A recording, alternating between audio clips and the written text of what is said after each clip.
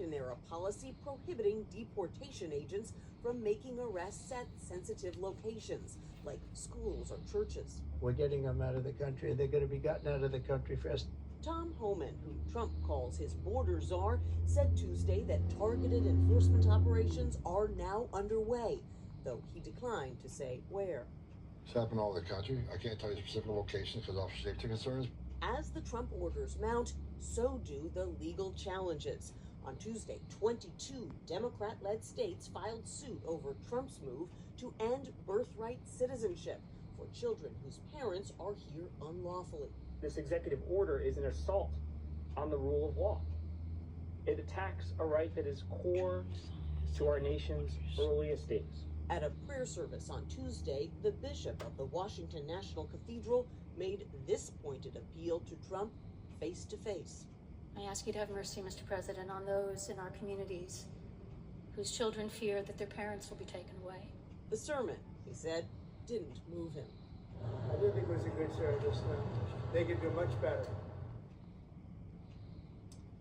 On Truth Social overnight, Trump went after the bishop, accusing her of using a, quote, nasty tone, and he said that the public was owed an apology.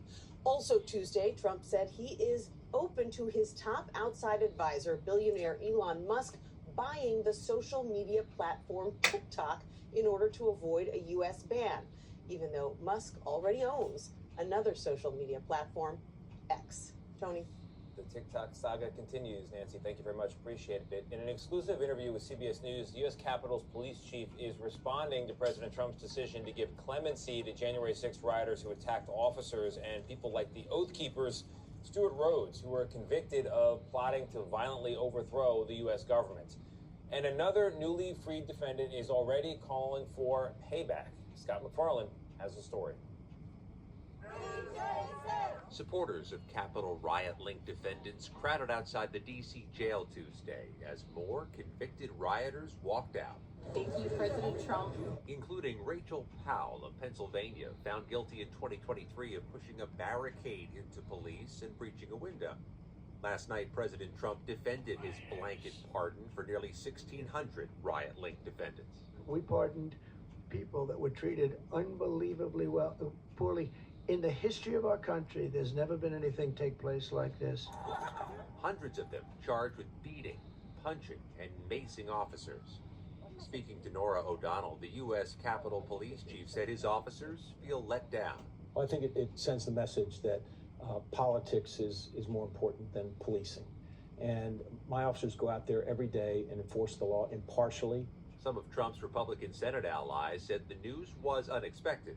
To me, I just can't agree. It was surprising to me that it was a blanket pardon. Now I'm going through the details. Among those released from prison so far are leaders of right-wing militant groups. Oath Keepers founder Stewart Rhodes and Enrique Tarrio, the former leader of the Proud Boys. Both were convicted of seditious conspiracy. Tarrio made the call for retribution yesterday. The people who did this, they need to feel the heat.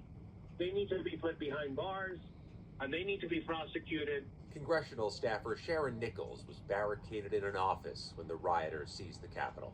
It seems like it would be troubling to know everybody just got pardoned. Yeah, I mean, more than troubling, it's made me angry. I've been fighting some disillusionment. I think we're in a pretty dark period. Overnight, more court filings were posted by the Justice Department seeking to drop the pending cases, those who'd yet to go to trial and yet to serve prison time, including a whole wave of defendants, Gail, who were charged with assaulting police. All right, Scott, got it. Thank you very much.